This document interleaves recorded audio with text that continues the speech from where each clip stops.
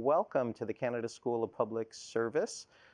Today we're going to spend the next hour or so talking about a chronic and a perpetual Canadian issue. It is not beaver tails, it is not snow, it is not how cold it is in Ottawa. It's about innovation, it's about commercialization, and it's about productivity. And these are things that sometimes sound dry, but they are incredibly important. And they are important not only to you, they are important to your children, and they are important to the quality of life of all Canadians. We have three experts in the room, and not only are they experts, they run organizations that are dedicated to innovation and diffusion. Which is also a big, big challenge.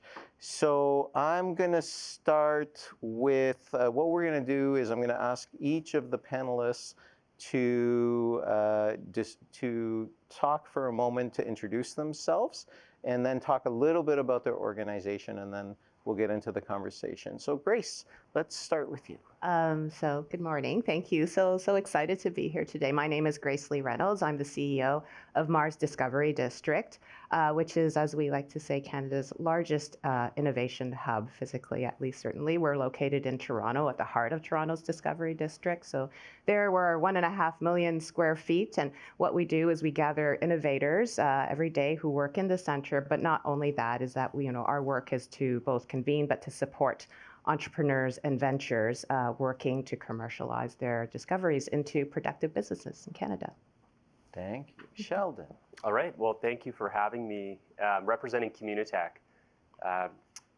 Communitech is I like to describe it as a collective of the entrepreneurs and founders in Waterloo region.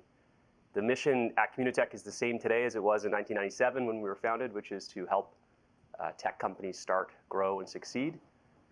The vision that we have today is to further that mission and create a globally competitive ecosystem in Waterloo region that's anchored by local companies that start there, that scale there, and that stay there. Sonya. I'm Sonya Shorey, President and CEO of Invest Ottawa, lead economic development agency here in Canada's capital. We're a little bit unique from my friends at Mars and Communitech. We're all about creating a hub of global opportunity and shared prosperity. And we do that in 5 key ways that I think is very complementary and enables us to collaborate beautifully with Mars, Communitech, and many others. We support every step of the business journey for founders, business owners, and companies, both tech, which is our bread and butter, but as well, Main Street companies. We help companies launch, grow, and scale from I have a scribble of a little idea all the way up to 100 million in revenue. We help to attract companies and foreign direct investment in from around the world, primarily Asia Pacific, European, and the Americas markets, and build up the multinationals that are major job creators here, many of which are headquartered and make decisions overseas. So we want to keep those R&D mandates and those jobs here. Thirdly, we help to attract, retain, and cultivate top talent with a very big commitment to diversity, equity, and inclusion, and building a robust talent pipeline. Fourthly, we facilitate innovation collaboration. I say birds of an innovation feather flock together and pursue shared goals that no one could do in isolation at places like Bayview Yards, our innovation hub. And lastly, we facilitate the commercialization of emerging technologies at AreaX.0, which is our R&D complex dedicated to helping innovators, founders, and companies get to market faster safely. All of this is dedicated to one thing: creating jobs, attracting investment, and building up the prosperity of Ottawa, supporting the founders, business owners, and companies we're honored to serve. That's a wonderful kind of introduction to a lot of the themes that we're going to talk about. I want to start by talking about why this matters. And we hear a lot from the Prime Minister that this is a generational moment, that this is a pivot moment. This is, the world in 2025 and beyond is very different from the economic life that Canadians have lived and Canadians are used to. So Sheldon, let's start with you. Why does this matter so much? Why are we talking about it so much?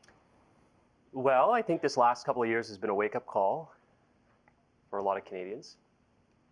I think we now, I hope, have an understanding that the strength of our technology sector, our domestic technology sector, the strength of our local companies has a direct sort of causal path to the strength of our productivity and thus our sovereignty. And so that's why it matters. Talk to us a little bit, Grace, about the role that Mars has played in this ecosystem, because I think, I might be wrong, I think Mars and Communitech kind of came at the same time, roughly in the 90s. Talk to us a little bit about the role that you see your organization playing in the ecosystem. Well, I think it's this question about role and what the things like what we do as incubators and accelerators. The role has evolved, right? So I mean, you were signaling to me that I can say actually that next year is going to be Mars's 25th anniversary. Oh, wow. from when the organization was incorporated. We opened in 2005 the facility. But so it's been 2 decades of learning, and if we kind of go back and think about the original vision and the intent, and there was a civic leader, his name was Dr. John Evans, and his view was that Canada wasn't doing well enough to commercialize these research discoveries, and this is in the 90s. This is in the 90s. This goes back. So this is year 2000, and goes back then. And at the time, it was this view about and it's, a little bit of a life sciences anchoring, but you can think broadly for all technology and scientific sectors. But why was Canada not flourishing when we had such amazing research assets at that time? So the idea then was to start with a physical hub, then develop programming that would ultimately help individuals, entrepreneurs, ventures who were seeking to commercialize, being how do I take these ideas and discoveries and turn them into products, into services that people will purchase. And furthermore, this idea about it from a Canadian lens perspective, how can we have the commercialization that ultimately solves solutions that create positive societal impact, right? So that was kind of the genesis 20 years ago. Where are we today? We think that this entire innovation economy has grown. But to bring it back to our current moment, it's lagging behind all the other, like many other global jurisdictions. And when you look at all of these productivity stats and you look at how much it's invested in R&D, in kind of the intangibles economy, Canada versus other developed nations, we are lagging. So even though we started on this journey 20 years ago, 25 years ago, we've not quite kept pace. And so that's why the urgency here is at this moment. And how do we actually bolster that further? Yeah, wonderful. Sonya, here at the school, we've been kind of telling people for as long as I've been here, we're kind of lagging as a country. Our productivity is not where it should be. Our innovation is not where it should be. Our stock of IP is not where it should be. Yet people kind of don't feel that in their bones. Do you have any theories as to why this lag of, we have again, the Prime Minister is saying urgency, the Minister of Finance is saying urgency, business leaders are saying urgency. Yet a lot of people kind of look around and go, I don't sense urgency. So I actually do sense urgency, and I'm going to bring it right down into our Canada's capital region. I think that we harness our strengths here. We're a top tech global hub. That's something that's little known. We have a top tech talent concentration here in the city of Ottawa. And when we take the incredible startups and scale-ups, the IP, our post-secondary institutions producing 168,000 students, 28,000 in STEM, the 1,800 companies are here. We are looking together with our mayor, our city, our partners like FedDev Ontario and the province, and of course our partners to my left and many others, about how we can harness all of those strengths and do something we have never done before to generate disproportionate GDP impact, disproportionate opportunity for our founders, for our companies. Right now, if you live in the city, you will have heard our very big campaign and strategy to establish Canada's capital region as a national global defense innovation hub serving our country, forces, and allies. We are harnessing every strength we have in the city, including our startups and scale-ups, those that are producing innovation very early stage, right up to multinationals where we can bridge collaborations to create new supply chain opportunities, procurement opportunities, domestically, internationally, together with those multinationals. And it is a very buy-Canadian, pro-Canadian, and I, of course, am very, very anchored on that. But there is a role for everyone. And if we don't harness the entire ecosystem, we won't generate the kind of change that you're speaking about. I feel and I see that urgency every day from our elected officials and policymakers, from our startups and scale-ups, and our partners in the post-secondary and the economic ecosystem. And I think that's just one example. My colleagues to the left are doing very similar things. It's building on your strengths, pooling them and harnessing them and putting them to work in a different way at a moment in time where that 5% GDP is on the table to drive up the defense innovation that we need, the spending that's needed to stay in NATO. And here in the city, we have huge challenges with respect to the public sector layoffs that are coming, that are already started.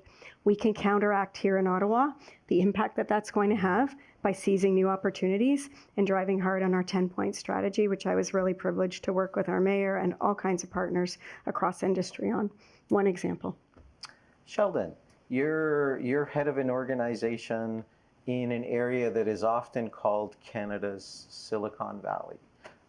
You're anchored by an incredible world-class university in math and engineering and machine learning, University of Waterloo. I think a university that kind of got this earlier than a lot of people. Like when I was going to school, the notion of kind of doing a co-op, of kind of going into industry and coming back, and then going into industry and coming back to your school, was something that kind of nobody thought about other than the University of Waterloo. Now it seems like everybody is kind of going, no, you have to go out, you have to come back. Talk to us a little bit about the unique ecosystem of the Kitchener-Waterloo area. Because it really, the reason why I say this is it really began with a couple of people making conscious decisions. Like if you go to Kitchener-Waterloo today, you see a lot of things, but if you went to Kitchener-Waterloo 30, 40 years ago, you saw a lot of land and a lot of cows and a lot of... You still see those things. Still have the cows, still have a lot of land. You might see some robots in the fields with those cows. It is evolving. It's an incredibly special ecosystem, and no doubt the University of Waterloo is the wellspring of innovation in that community. When I think about that university, 10,000 engineers graduating every year. It is, in the top of the top globally in terms of the number of engineers coming into that university. 25,000 students in co-op at any given time. So the raw material that powers the innovation economy, and that I think is the key to getting us out of this productivity funk. It's largely the students that are graduating from our universities and those that are in our co-op programs today. And I'll be provocative because you asked us to be, given it's a cold Friday morning, and I'd say, as we think about the age of AI that we're in today, I think we have to confront the fact that we as a country have the imperative to do an entire AI retrofit of our economy. Mm-hmm. Every sector, not just the tech startup sector, it has to go through that retrofit, but every sector of our economy has to go through an AI retrofit, because if we don't, then we're actively falling behind the other economies globally that are pursuing that retrofit faster than ever. And so I, along with my colleagues at the University of Waterloo, at Communitech, we're sort of asking ourselves, to what extent can we accelerate that retrofit? Mm-hmm. And to what extent is there an opportunity for us to leverage our students, our co-op students, 25,000 of them each year, to diffuse them into parts of the economy that otherwise wouldn't necessarily be the natural receptors of them. And I believe, and we can talk about this later to the degree there's interest, I believe that those students could massively accelerate the rate at which we diffuse AI through all the different sectors of our economy. All right. Did anybody have 14 minutes? Because that was the first mention of AI. So we went 14 minutes without mentioning AI. Since we did open the AI box, I want to talk a little bit about AI because Canada has a very particular and unique and in some cases bizarre relationship with AI. So we are amongst the world's very best research centers for AI. We punch tremendously above our weight in AI. If you go to Google, if you go to Facebook or Meta, if you go to Amazon, if you go to Apple, Microsoft, a disproportionate number of their people, their AI people, are actually Canadians. Trained in Canada, world-class researchers, very often, including at OpenAI, which you know as ChatGPT, a lot of that input, a lot of that kind of foundational knowledge is from Canadians. Yet, the flip side of that is a lot of that value is not being captured by Canada. It's not being captured by Canadians. It's being captured by Google and Facebook and Amazon and on and on and on, which leads to a type of a paradox, which is, why are we so good at the fundamental thing, but nowhere near where we should be of capturing the value of the fundamental thing? Who wants to maybe start our conversation on that? I can take a stab. Yeah. There's so much to say about this. I know. It's it's because we know Canada is rich, right, in research, and how is that? It's this question of it always ends up being a question of resource allocation too, and I think for many decades, public dollars, and I would say kind of rightly so, have made important investments into foundational research, right. It got us to where we are today. As an example, it goes way back in history, and even if you think about the fact that yes, the godfather of AI out of the University of Toronto and Nobel Prize winner, that's all a result of that culture of really elevating basic research. When you get into that translational piece, which is the gap we're at, right? This is what everyone calls and speaks to as the commercialization gap. Then it's culture, right? How do we actually think about these things and stretch beyond the importance of fundamental research, but how do you actually get out there and try to make it something that someone's going to buy and purchase, and which is actually, it's a whole different question when you think about the valuation of AI, et cetera. Like, how is that actually going to be another time, right? For another discussion. But as it stands right now, then, why can't we move that extra step? A lot of it also kind of connects to challenges with scaling up companies then. It's the matter of whether or not companies are able, these early stage companies who are trying to advance these technologies, is there capital to be able to support that work, right?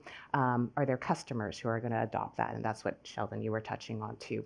And then that's where that gap is. That's where Canadians with talent and opportunity, it's so hard to be able to develop or in this market here. Our market here in Canada, widely known, we're a tenth of the size of the U.S., where we're a marginal piece of the size of the EU and globally as well.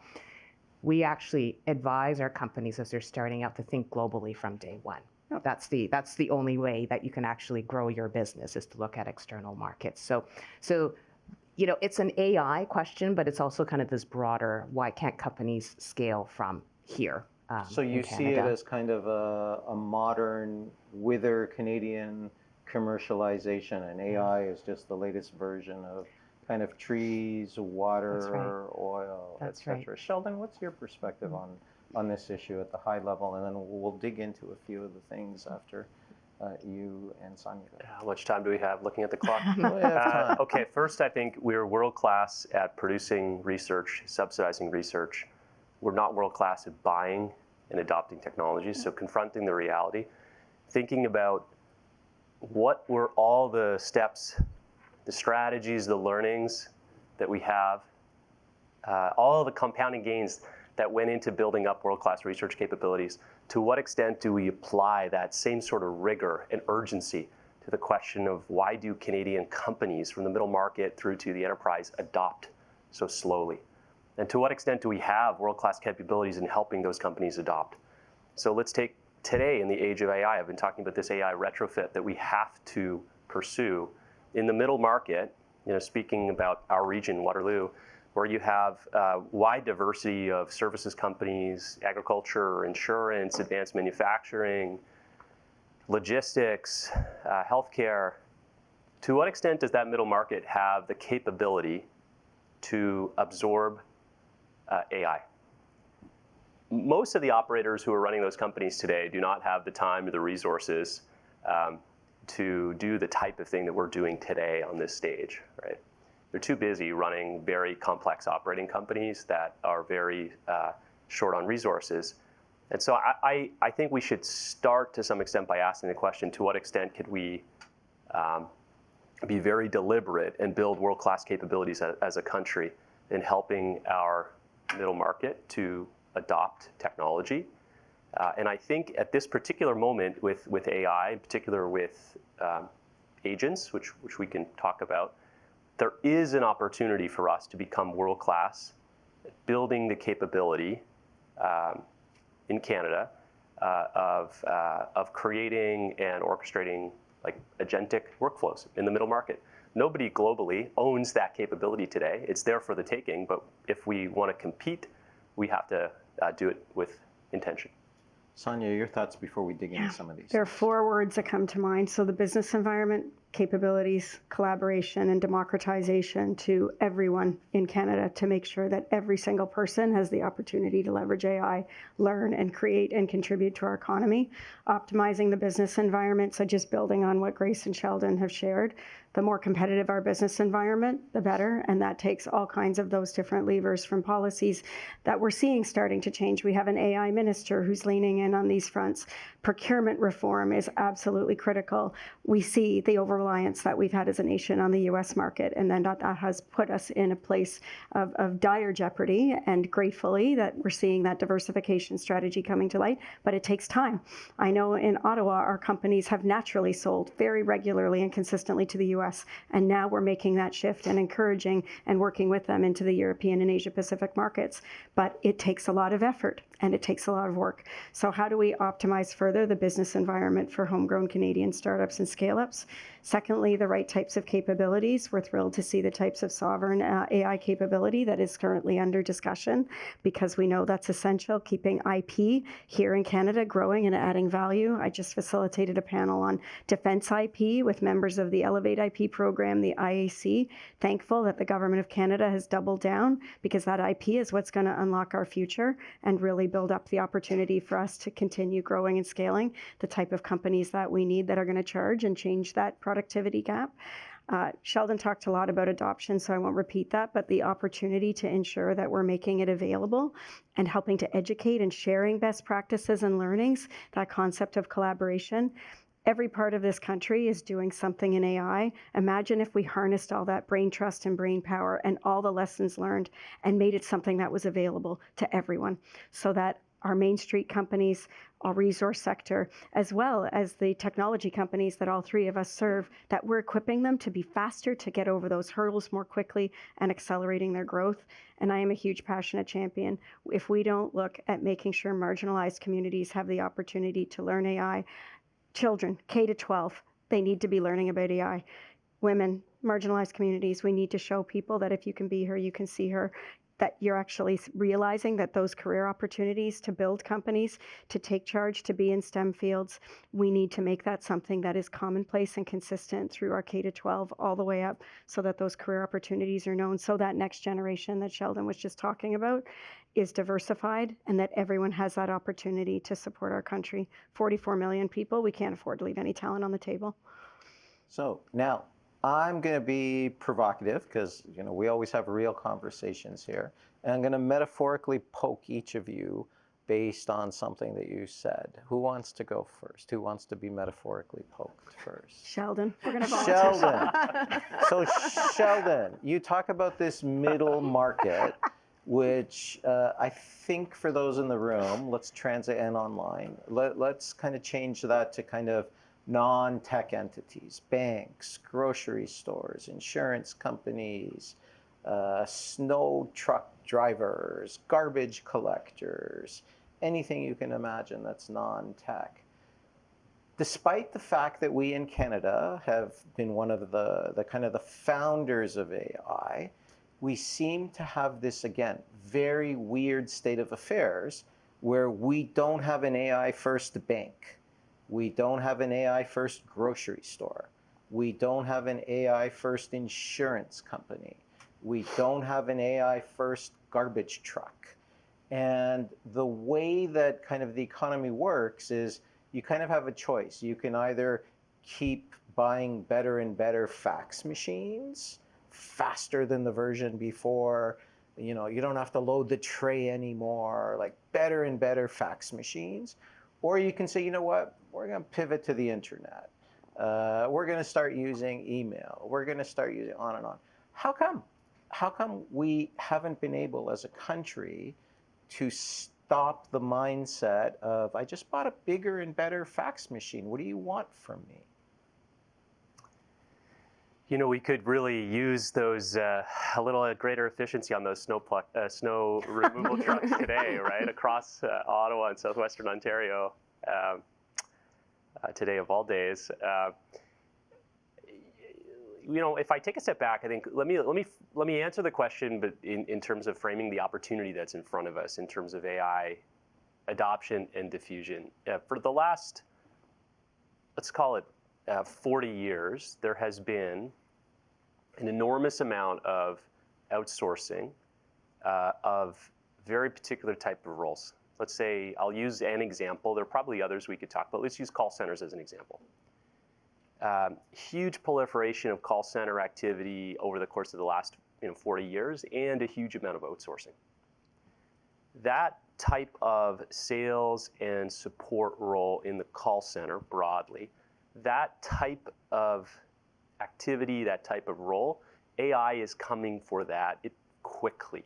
In fact, you could argue it's already there. It's already there. There is, I believe, and we'll see if this prediction comes to fruition over time, there is a once-in-a-generational opportunity to reshore that type of activity today, but not the way it looked when it left. It's reshoring, I mean building the capability of creating agentic workflows and learning how to orchestrate those agentic workflows. That's a whole new capability, a whole new class of job, whole new class of startup that is about to become an absolute tidal wave of activity. We have an opportunity as a country to seize that now. So as companies think about, how do I create an agentic workflow for what once was my call center? That capability, that's an opportunity for Canada to seize that and really build global capability there. And so I think the question is, what would it take for us to seize the opportunity that's there? There's no country in the world that has a lead at this time. And so that's the focus that I have today in terms of AI adoption in the middle market. How do we get our Canadian students, entrepreneurs, middle market companies, but also the enterprise to be thinking about this opportunity that's right there for the taking? Can I build on that? Hold for a second. Grace, you talked about Canada being small. Let me flip it around. Let me challenge you and, again, metaphorically poke you. Singapore is a lot smaller than we are. Taiwan is a lot smaller than we are. Israel is a lot smaller than we are. Switzerland is a lot smaller than we are. Denmark is a lot smaller than we are. They are doing things with AI in terms of actual applications, in terms of like going around the world, in terms of they're like skating circles around us. In many cases with our own technology. We talk about, for example, 5-6 years ago, we were talking about Estonia. Almost all of the tech in Estonia, in terms of connecting it, it's Canadian. It's not magical tech. It's not. So how come?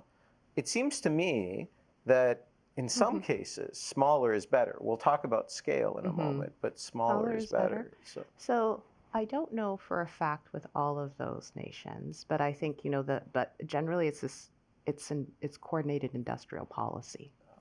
This is interesting. So let's pause. Put that in your mind. Coordinated industrial policy. We might come back to that, but keep going. So in the Singapore is the example I know more, but I think when they built their innovation platform, their innovation economy, heavily supported by government, right? A real intentionality, and I think you're right, because they're smaller, it's easier to coordinate.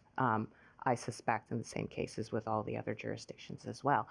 And so, I mean, where you're really poking right now. I think that, So more metaphorical. More metaphorical. I mean, we kind of know this about Canada, where, and maybe this is the flip side around kind of inclusivity, which is then, okay, if we want to be able to lift all of Canada, we tend to have a peanut butter approach to a lot of things, right? And so that's what we've done. We've kind of so again, I'm kind of, it's AI now, right? But it's really just about kind of how do we think about commercializing technology, right? So lots of different, I'll say, pilots and tests, right? We're looking, it's a very complicated issue too, right? How do you kind of, so what we've done in this, I'll say this kind of chapter, say over the last 25 years, is that, as a country, we've tried different interventions. We are, an example of that type of intervention. There are ones across, every single province has different types of interventions, and some concentrated, not as concentrated. And I think that's one of the starting points that needs to happen is how do we, as different groups, aggregate together, and whether or not it's a little more top-down from a government mandate. And we're here, we're hearing the language now already, right, around how we kind of coordinate top-down. But I think it's also necessary bottom-up. And we're an example. Where the three of us are sitting and smiling, but we do. We collaborate regularly. We're all together, part of an important program called the Scale Up FedDev funding program, and that's sort of a basis for that. We're very conscientious, as Mars is an example. We recently launched a group called Life Sciences Central, which is a collaboration with different life sciences incubator organizations as well, where a few years ago, everyone would have been doing good work, but separately. Right? So coordination on the ground, listening to maybe a bit more of a coordinated top-down imperative. And I think then if we can kind of align around those types of priorities, we might see the same type of success then as some of these other places. Sonya, I'm going to give you your metaphorical poke, and then you'll start our next round of conversation. So you said it takes time. It takes time.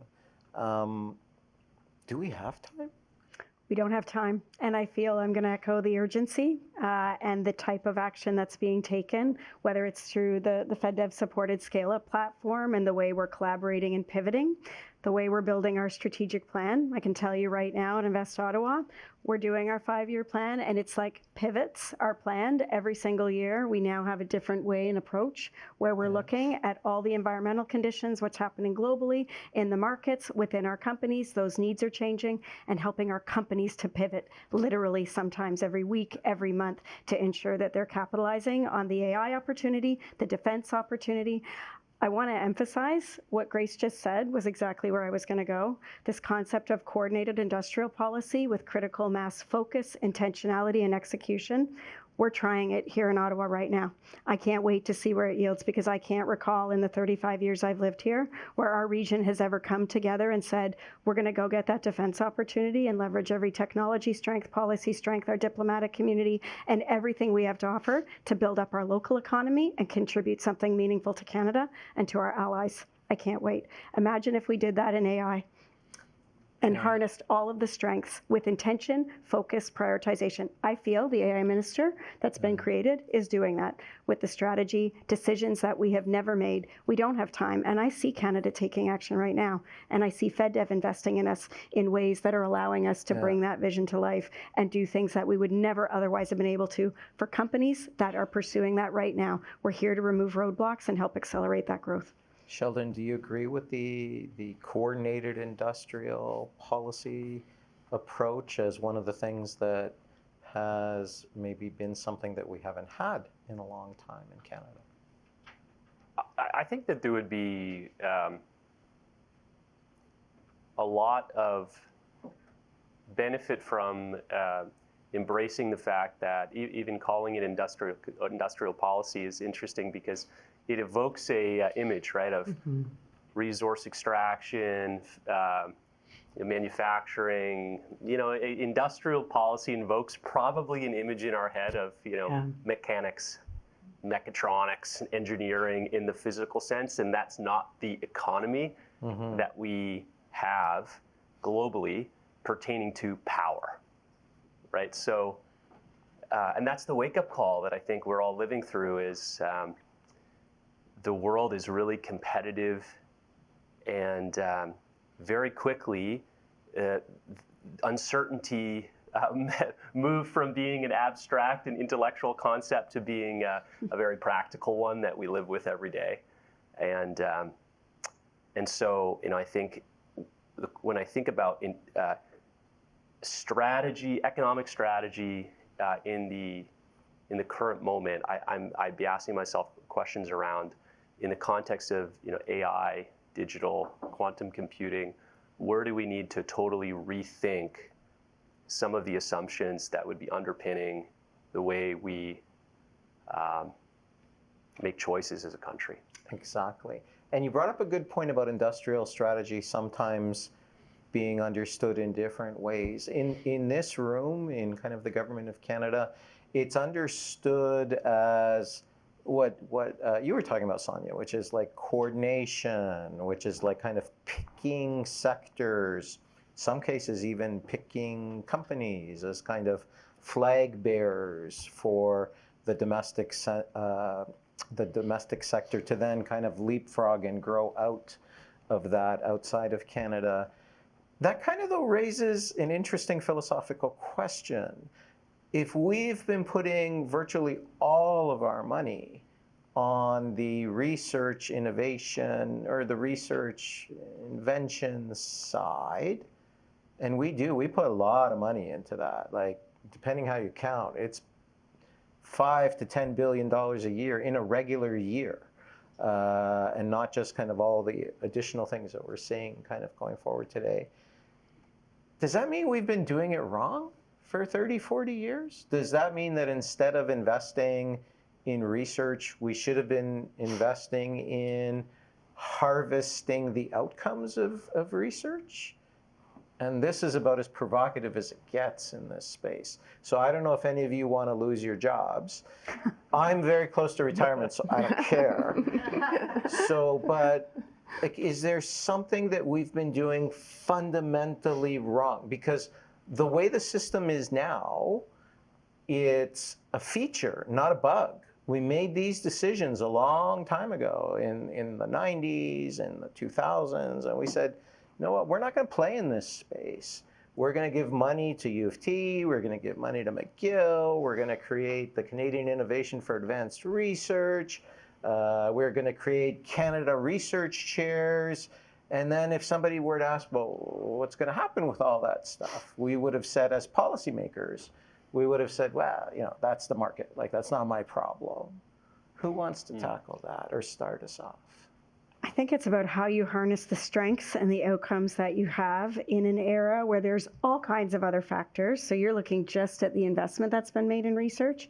We have a much broader business environment, all kinds of policy levers, all kinds of other opportunities that sit within that ecosystem. And if we take an ecosystem view and we look at our strengths and how we can harness them in this moment in time, responding to challenges and opportunities, we build on those investments. We put them to work in different ways that are very relevant right right now that address this moment that Canada has, where we are at a huge inflection point. AI is the most revolutionary technology ever. We have multiple challenges geopolitically and economically, and I feel like right now we have woken up as a country and we're taking action. I see it as building on it. Mm-hmm. Same. I think I'm not. It's not worrying about a job. It's actually leaning into that. There's more opportunities. Just like here we are. Same as Sonya. Like we've built this bench of strengths, and there's no, hindsight. Should we have maybe done things a little bit differently to be able to kind of bridge that commercialization gap? Doesn't matter. We're here where we are right now, and everyone's very focused on it. So I think it's a very positive moment, and built on the urgency. Yeah, I would say you, on the one hand, you don't want to throw the baby out with the bathwater. Mm-hmm. There's a lot to be very proud of, and there's a lot of strength to build off of. And at the same time, we can recognize that we have to evolve. All right. One of the underlying themes we've been talking about is the importance of Canadian companies, the importance of sovereignty, which is a very old-fashioned word that suddenly has come back into ordinary nomenclature.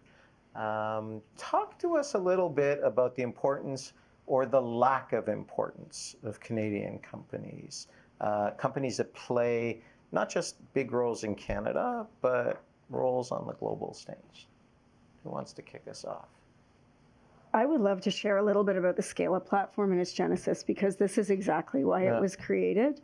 So together with FedDev Ontario, who put a lot of faith and vision in our 3 hubs, we had identified big challenges. We don't have enough $100 million anchor tech companies here in this country. We know that they are a generator of disproportionate GDP, job creation, investment attraction that lifts the whole. And so they put their faith in us, and they enabled us to work together with our clients to identify the key gaps, the key opportunities and challenges. And 2019 was a very different era, but we started on this journey to say each of our 3 jurisdictions has all kinds of incredible founders. We each have unique sector strengths and resources that we can bring to bear. How do we, with intention, prioritization, and disproportionate investment, work together to drive the growth, the anchoring, those companies that build deep roots and grow and anchor here and stay here? Here in Ottawa, one would be Ascent as an example that we had supported during that journey. And fast forward, we're now in our 2nd iteration of that Scale-Up platform, very grateful for the faith and the investment that FedDev Ontario has made in us in helping to create this opportunity. The first project, I'm going to work with my memory here, we supported 3,000 companies. We collectively either enabled, created, and supported the maintenance of 69,000 jobs. We helped those companies to attract $22 billion in investment and generate $16 billion in revenue. And I memorize those numbers because they're important, because that's what came out of that investment of $50 million from FedDev and matching contributions from our 3 hubs and a variety of industry partners. That's huge. And I can say here in Ottawa, we have seen an incredible flourishing of our entrepreneurship sector of ventures in tech. I know in Mars and Communitech they have as well. And we had targeted, and the Prime Minister stood up and said there'll be $100 million companies at the end. We got to 26. We had 10 that we were working with at the beginning of the journey, and there were 16. And I'm the only dinosaur among the 3 of us here that was a part of that journey all the way back. And I feel it's important to say those investments were made and they have paid dividends. And now we're building on the learnings and the collaboration that is rock solid amongst our 3 organizations. Like, we trust each other, we collaborate in ways, and we support our clients holistically and collectively. So whether you're in Toronto, Waterloo, Ottawa, Kingston, one of the surrounding areas, we're here to support the companies that are Canadian and make sure that we're building those sovereign capabilities and those sovereign companies here. So that was kind of the how do we start getting them? But is it important that we have them? Is it important that we have airplanes that are made by Canadian companies? Is it important that my insurance is underwritten by a Canadian company? Is it important that my word processing system is made by a Canadian company? I think those are all important. If you want to anchor a strong economy broadly, I think it is key to economic development, right? That you have key Canadian anchors in a series of domains and sectors. And I think what also is more so is that we are always growing that pipeline of strong early stage companies that will grow into SMEs that will then become Canadian anchors. And I'm just a bit of a variation on that. Important to have Canadian anchors because they mean something globally, right? They represent us as leaders globally. But we also, and I think Canada has a very strong middle economy too. Like, so in that case, the analogies to us being a little bit more like Germany, right, which is very kind of called out in the recent budget. Then, having the strong bench of SMEs that thrive. Sheldon, you've been talking a lot about how we want to be able to bolster that set. There's these layers. It's not just sort of a one versus the other, but thinking about that entire continuum. That's my perspective. So, Sheldon, I'm going to introduce the variant of the question to you. You come from an area where you've actually seen the importance of having a Canadian anchor company, a bunch of Canadian anchor companies, actually. If you think about Research in Motion, BlackBerry, if you think about OpenText, if you think about some of the people that have played on the global scale, and it's really, really hard to play on the global scale, really hard. What has that meant for the broader ecosystem in your area, that you had a Communitech, that you had a Research in Motion, that you had an OpenText here in Ottawa? We had a Nortel that was playing on the global stage. Let's talk about OpenText for a moment. One of the largest enterprise software application companies in the world is a public company, so you can look it up. It's multiple billion dollars of free cash flow per year, billions of dollars poured into R&D. 2.5% of its revenues are in Canada. 2.5%. 97 to 98% of its revenues global, over half from Europe. They're 15% in Asia. So OpenText is an incredible asset. It's rare to compete at that scale, and to look at the growth trajectory of that company, 35, 40 years of compounding up and to the right in terms of revenue and free cash flow. The somewhat un-Canadian thing to do, that we have to do, is recognize that the number of companies like that with local offices, local management teams, there's now, I think, an apparent, obvious connection between the amount of power that we have globally, the number of those companies, and the power and the sovereignty that exists, right? So why is it important to have local companies? Because local companies drive productivity, drives political power, and drives sovereignty. It's helpful to have global companies participating in our ecosystems. For example, in Waterloo Region, we have Google. There are 2,100 engineers working in Waterloo Region at Google. But in the ecosystem that I at Communitech am trying to build today, there's an ecosystem with a hierarchy. And in that hierarchy, at the top of the food chain, has to be the local companies. Because at the end of the day, as wonderful as it is to have Google in our ecosystem, and they are a critical contributor, at the end of the day, the IP, the strategy, the decisions that are most fundamental towards the future of that office are not being made in Kitchener-Waterloo. Exactly. And there's replications of this all over the world, where a global player that maybe has 2% of their market in their home country, that's their sales. But the other stuff, the importance of having that home player is that they induce the local university to kind of shift its focus on this. They induce the kind of the marketplace to attract people who want to play on the global stage to that country. Now, I want to talk a little bit about scale. One of the things that is, we're really, really good at generating ideas. We're really, really good at starting little companies that might become SMEs.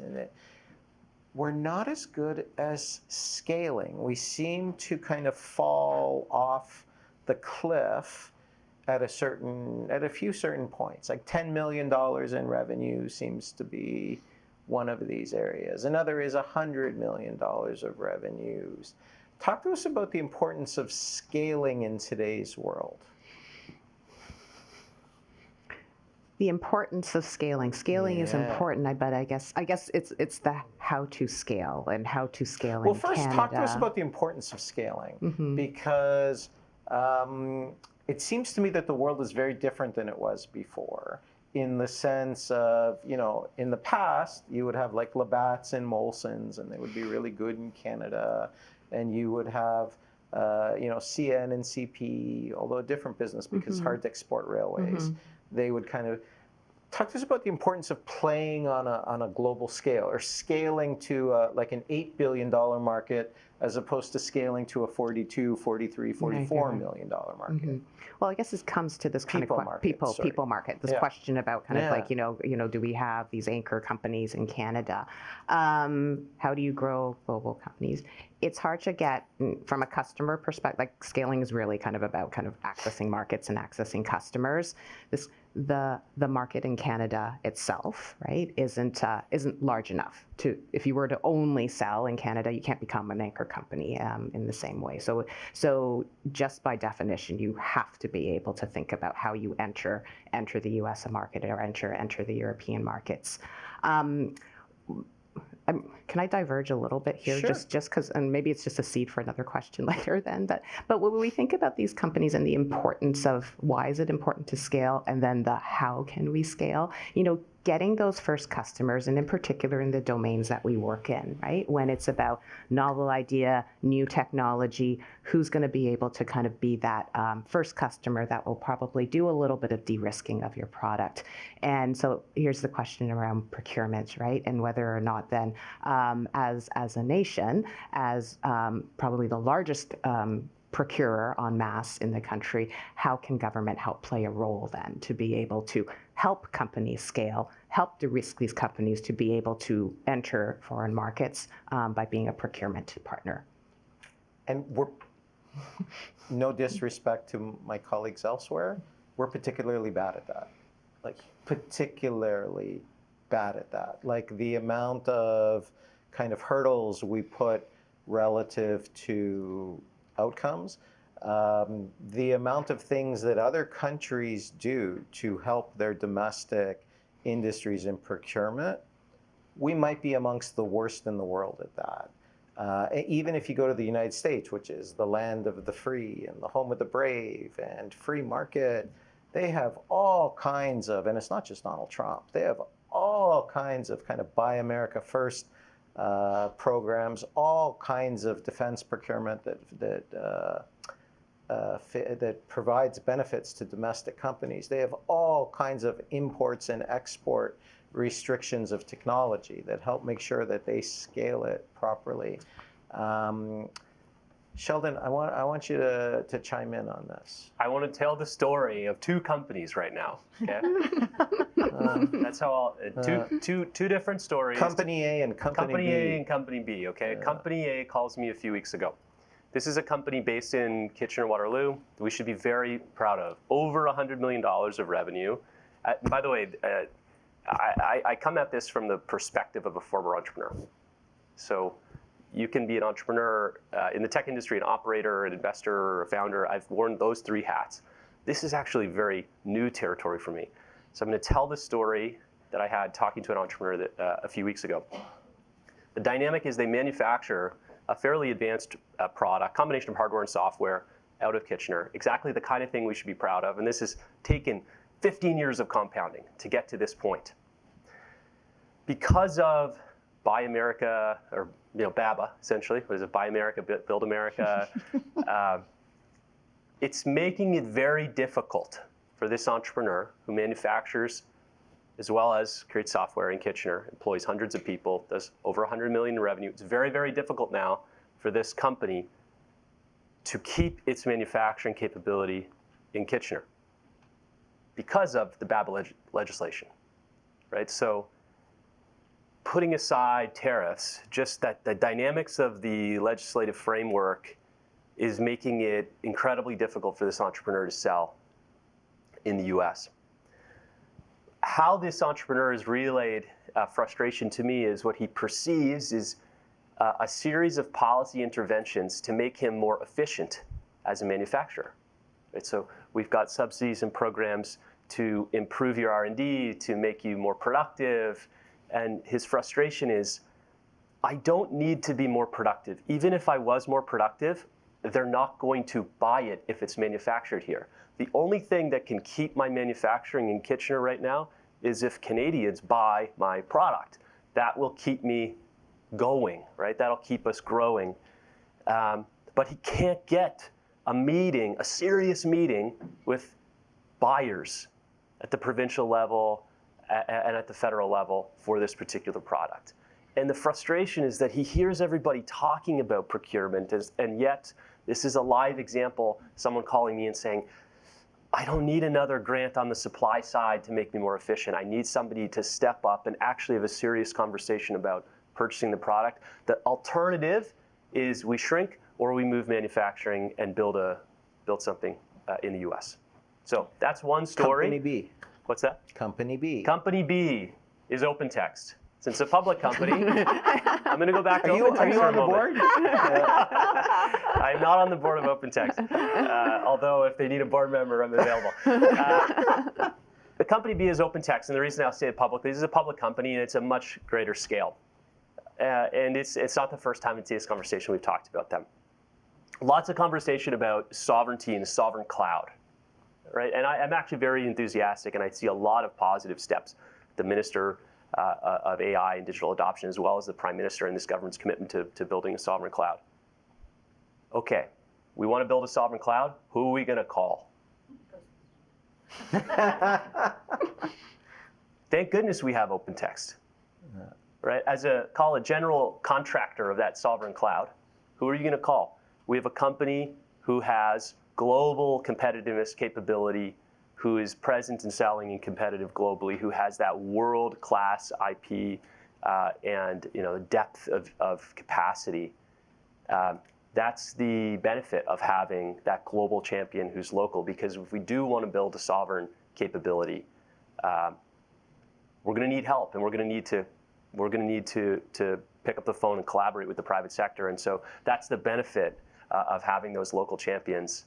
And of course, OpenText is just one example, right? I'll use Cohere as another example, much newer company, but as we think about foundational capabilities in large language models, I'm really happy that we have Cohere's capabilities. The fact that we have OpenText and Cohere in Canada actually gives me a lot of hope that with collaboration between layers of government and those two organizations, there's an opportunity to be globally competitive.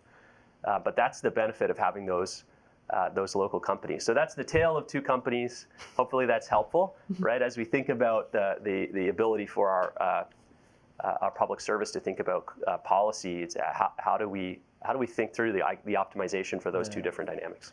So what Sheldon said at the beginning is very important, because in kind of Ottawa public service talk, public administration talk, he's talking about policy instruments. And our policy instruments in this area have generally been spending on research, and have generally been subsidizing companies episodically through one of our 879 innovation programs. Or maybe it's 294 now, I've lost track.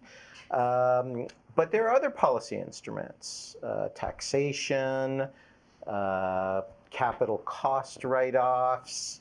The biggest one, and you've both kind of touched on it, is procurement. That, if we think about that as one of the biggest buyers in the country, and I think we are the biggest buyer in the country in the federal government side, but then that cascades down to provinces, territories, municipalities. There's a whole public sector moment that potentially is shifting a policy instrument to a different lens. Now, I want to close on policy, and each of you don't work in policy, but you kind of do work in policy. So talk to us a little bit, and we'll go this way this time. Sonya, talk to us a little bit about some of the things that you think from your vantage point would be helpful for public policy people to understand and to maybe start tweaking towards in this area. So I might start off with some guiding principles. We say here in Ottawa, we see founders helping founders. If policymakers are listening to founders and entrepreneurs and companies and taking the time to understand the needs, the challenges, the opportunities, and integrating them in holistically into all facets of business policy, the environment, the levers, the instruments that are available, I think that would springboard us forward so significantly. We have done so many roundtables on procurement challenges, on investment challenges, bootstrapping versus increasing and building up our capital environment, how we protect more sovereign IP and leverage it, internationally to be able to drive more impact back into our environment. I see us on a path and I see that dialogue. We need to translate that into action, keeping founders and companies at the heart and actually listening and understanding their context and what matters and how they work and what they truly need. If we can marry that up with the policy instruments and the decisions that are being made, I am heartened. I am definitely a glass half full girl. And I'm hopeful that right now in this moment in time, out of necessity and urgency and the state that we are currently in our world and in our country economically from a productivity challenge perspective and all of the issues that we have with our neighbor to the south and the very genuine risks that we face geopolitically with the threat of war and the economic uncertainty, that we're now doing things differently in Canada. And I hope founders can stay at the heart of it. Sheldon, your kind of policy thoughts? I'm still immersed in the policy learning curve, so by no means do I have the answers. I suppose I'd be two questions that I'd leave the group with. One is, to what extent have we really embraced the notion that in this kind of new digital era, to what extent have we embraced that there's just new policy strategies that are required, given the difference between the economy that existed globally kind of 30 years ago to where we have now. The compounding of the digital economy it's really incredible, right? To look at the S&P, to look at the concentration of the S&P 500, for example, and to look at who is at the top of that list. The concentration of economic power in the kind of digital and software, AI, as well as in the kind of the hardware stack today in computing. It's incredible. And so I guess I'd be asking myself, to what extent do we really need to re-examine some of the fundamental assumptions that we have pertaining to what our economy is and what it will be in 20 years?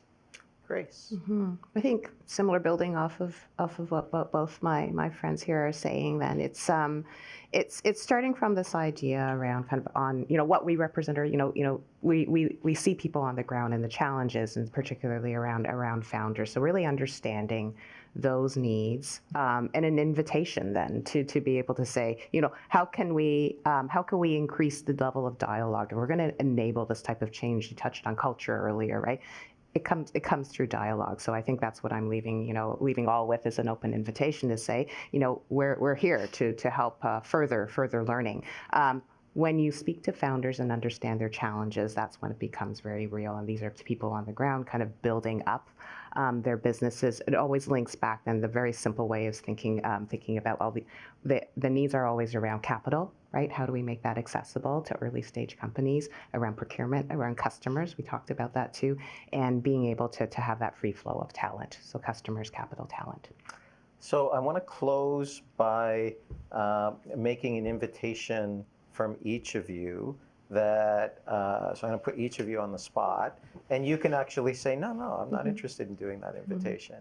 So each of you have really, really cool facilities that are energetic and dynamic and full of people who have ideas, who are trying to. Grace, yours is in downtown Toronto. Beautiful, beautiful facility. It's particularly close to my heart because I was born in it. It used to be the old Toronto General Hospital, which was the anchor. That's right. And on my birth certificate, it says Toronto General Hospital. So he was not born in the new wet lab incubator. Yeah, No. so in one of those corridors, a crying, obnoxious young Greek boy was born.